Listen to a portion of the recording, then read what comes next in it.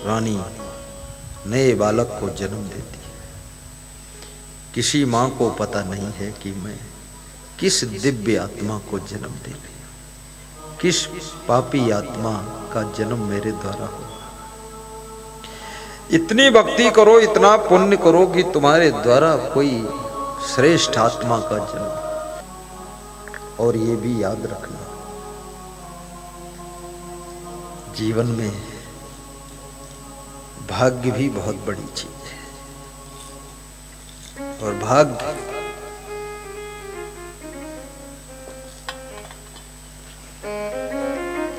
भगवान नहीं बनाता है, ये भी ध्यान रखना।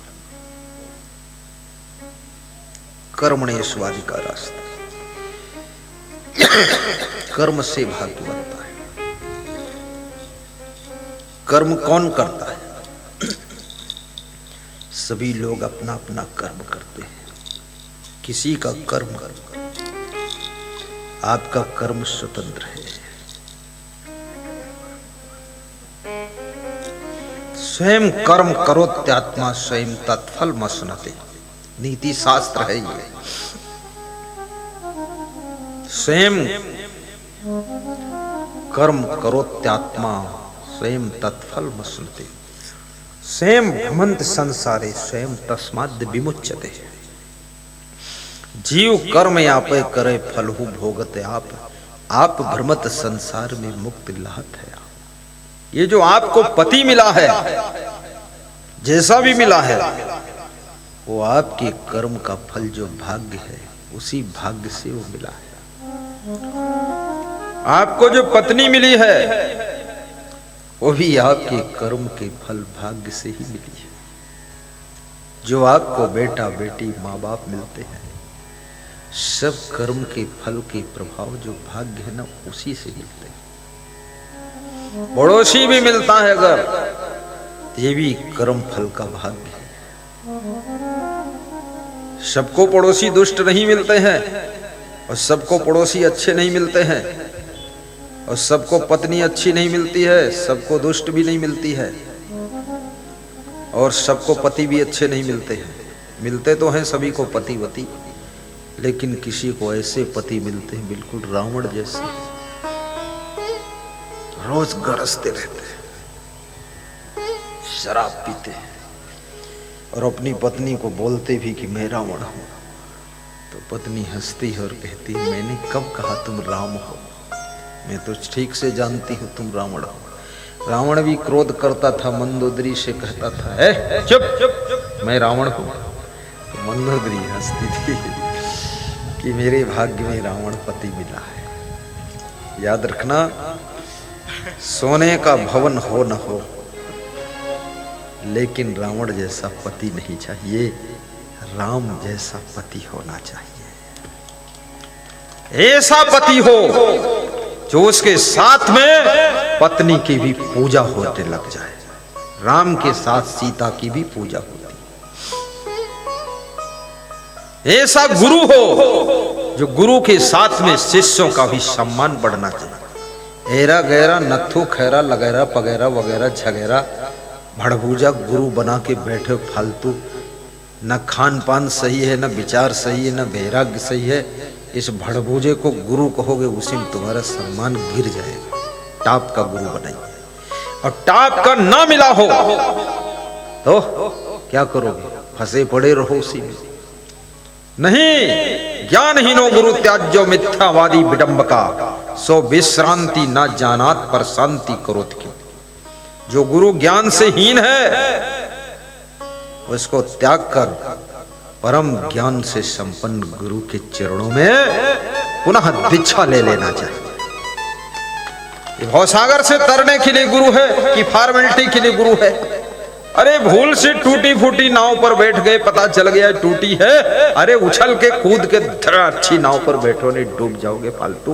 दया राम करेरा वाले ये कूद के बैठ गया। वो प्रोफेसर है, विज्ञान का प्रोफेसर, वो साधारण नहीं, बहुत महान व्यक्ति, विद्वान, लेकिन उसका गुरु भी कोई दूसरा था। मेरे से चुपके से पूछा कि बदल दूं? हमने कहा चुपके से बदल दो, झंझट कर मारो, गोली पार करो, ठहरो। बदल दिया उसने, झंझट खत्म हो गया, फालतू चिथड़ में फंसे रहो। बस गुरु तो कल्याण के लिए होता है, कोई फॉर्मेलिटी के लिए थोड़ी है। लेकिन याद रखना, गुरु कोई भी हो, यदि उसकी कृपा से सद्गुरु मिले हैं तो उस गुरु को ही मन ही मन धन्यवाद देना कि आपकी कृपा से सद्गुरु मिल गए, मिलते नहीं।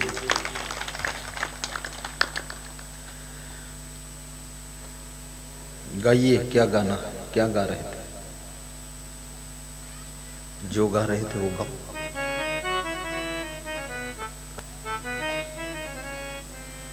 प्रथम भगति संतन कर संगा। बहुत अच्छी भगति ब्रह्मा में बहुत आनंद आ रहा है।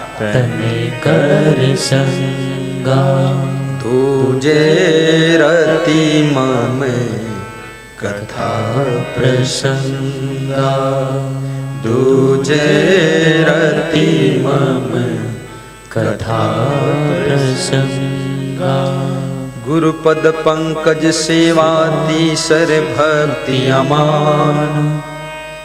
भगवान राम ने नौधा भक्ति में सब संत महिमा, सत्संग महिमा, गुरु महिमा, संयम, नियम, संतोष को भक्ति बताया है। गुरुपद पंकज सेवा तीसर भक्ति अमान। चौथी भक्ति मम गुण गण करे कपट तजी गान। मंत्र जाप मम दृढ़ विश्वासा। पंचम भक्ति सुवेद प्रकाशा। छठ दाम शील विरति बहु करे मान। निरत निरंतर सज्जन धर्मा। सतुई सब मोह मैं जग देखे। मोते अधिक संत कर लेखे। अठोई यथा लाभ संतोषा। सबने हूँ नहीं दे कहीं पर दोषा। नम में नम्र सब सोचल हीना। मम भरोसे हर्ष दीना। नौ माह जीन के एक होई। वाह। नारी पुरुष सच राचर कोई। भक्ति को मानस में स्वतंत्र बताया गया है। भक्ति स्वतंत्र है और सकल गुणों की खानी है। एक भक्ति आपके भीतर आ जाए, धीरे धीरे धीरे धीरे समस्त गुण आ जाएंगे। भक्ति समस्त गुणों को चुंबक की तरह खींचती है और गुण विहीन मनुष्य की भक्ति मुर्दा होती है। भक्ति की पहचान है उस व्यक्ति में बहुत गुण होंगे, दुर्गुण दूर हो जाएंगे। भक्ति आपके दुर्गुण को दूर करती है और आपके भीतर गुणों को भरपूर करती है। यदि आपके दुर्गुण दूर नहीं हो रहे हैं तो आपकी भक्ति झूठी है, आपकी भक्ति में जान नहीं है, आपकी भक्ति केवल दिखावापन है। भक्ति दुर्गुणों को दूर कर देती है। हमारी महान भक्त कह रहे थे, मुझे बहुत क्रोध आता था, जब से भक्ति मिली है 90% क्रोध का दुर्गुण दूर हो गया। अब थोड़ा बचा है, वो भी धीरे धीरे दूर हो रहा है। बोले पहले तो कुछ पूछो मत गुरुदेव, पूरा भस्मासुर हो जाता था। और ये क्रोध, ये गुस्सा आपको गरीब बनाती है, आपको धनहीन बनाती है। ये क्रोध, ये गुस्सा आपको अशांति और दुख प्रदान करती है, आपके संगठन को भी चकनाचूर करती है और आपके घर में कलह कलेश का कारण बनती है। गुस्सा, सहनशीलता तप है। गम खाना भी सीखो। कितनी ही अच्छी आपकी पत्नी हो, पर कुछ कुछ गलती तो हो ही जाती है।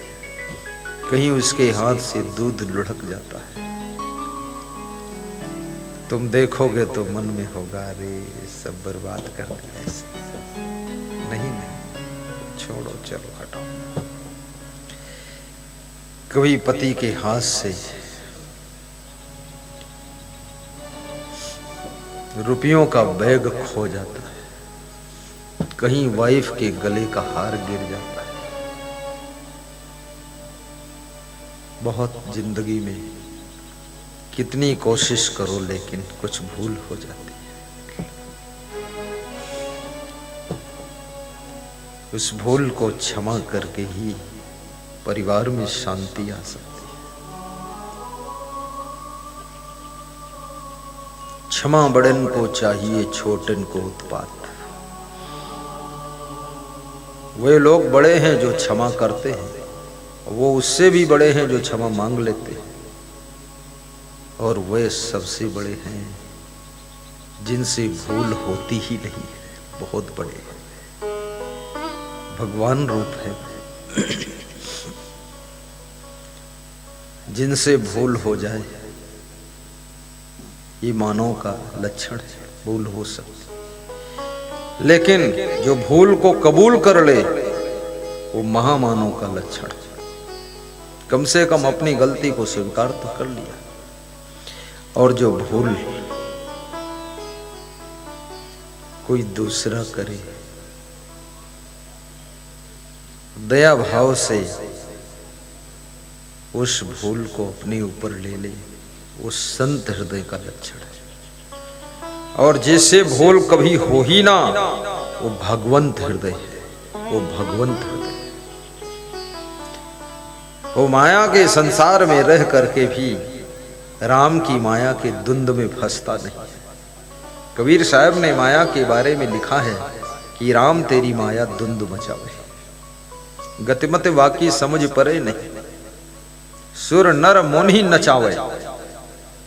अरे सुर माने देवता देवी, नर माने साधारण लोग, नर स्त्री पुरुष, और मुनि माने मनन चिंतन ध्यान लगाने वाले लोग। सुर नर मुनि ही नचावे। साधु संत को भी माया नचा देती है, अगर चूक गया तो। चकई चकधुम मकई कुलावा तिकड़ी तिकड़म में फंस जाता है। इसलिए साधु संत भी सावधान। जय जय जय। राम तेरी माया धुंध मचावे, राम तेरी माया धुंध मचावे। गतिमति वाकी समझी परे नहीं, गतिमति वाकी समझी परे नहीं। सुर नर मुनि ही नचावे, सुर नर मुनि ही नचावे। राम तेरी माया धुंध मचावे, राम तेरी माया धुंध मचावे। बहुत अच्छा। क्या से मर तेरी शाखा बढ़ाए, क्या से मर तेरी शाखा बढ़ाई। फूल अनुपम वाणी, फूल अनुपम वाणी, केते ही चातक लागी रहे हैं, देखत रुआ उड़ानी। राम तेरी माया धुंध मचावे, राम तेरी माया धुंध मचावे। बहुत बड़ी बात है। हे राम, तुम्हारी माया बहुत धुंध मचाती है। सुर नर मुनि भी माया के चक्कर में नाच जाते हैं। इसलिए ऋषि मुनियों को भी सावधान रहना चाहिए। नर में नरोत्तम बनना है, पुरुष में पुरुषोत्तम बनना है, नारी से नारायणी बनना है, तो माया के चक्रव्यूह से बचो। माया एक है, माया की रूप अनेक है। कभी ये माया क्रोध का रूप लेकर आती है, ये इसका रूप है एक। कभी काम वासना का विकट रूप लेकर आती है। लड़खड़ा गए, कहीं आकर्षण में बस गए काम से। कहीं ये माया लोभ का भी रूप लेकर आती है। कभी ये माया जीव के स्वाद का रूप लेकर आती है। निम्बी ऋषि जीव के स्वाद में गिरे थे और नीम की छाल को चाटते थे और वहीं से काम हुआ था। इसलिए साधु को अपनी जीभ पे कंट्रोल रखना चाहिए। ये 2 किलो जो दही खाता है ना, मामला है खतरे वाला। हाँ, ये 10 समोसा खा के जहां बैठत हुए उघात है, सधुआई चौपट हुई। साधु को जबान पे कंट्रोल, लोलुपता नहीं होना चाहिए। जिसकी जीवा कंट्रोल नहीं है, उसकी जननेंद्री कंट्रोल हो ही नहीं सकती। अल्लम जल्लम खाता है। गृहस्थ को भी अपनी जबान कंट्रोल में रखना चाहिए। घर में भोजन खाने जाओ तो कभी कभी कितना भोजन बनाने वाला होशियार हो, लेकिन चूक हो जाती तो स्वादहीन भोजन बन जाता है। तो थोड़ा संतोष करके खा लो, थाली वाली मत फेंको, बहुत गर्म मूड में मत आओ। पिपरुआ कलम भोजन का स्वाद बिगड़ा तो भाग के भांडेरम परे, नाराज हो गए, गलत बात है। फिर बन जाएगा, थोड़ा खा लो, चलो हटाओ, क्या रखा।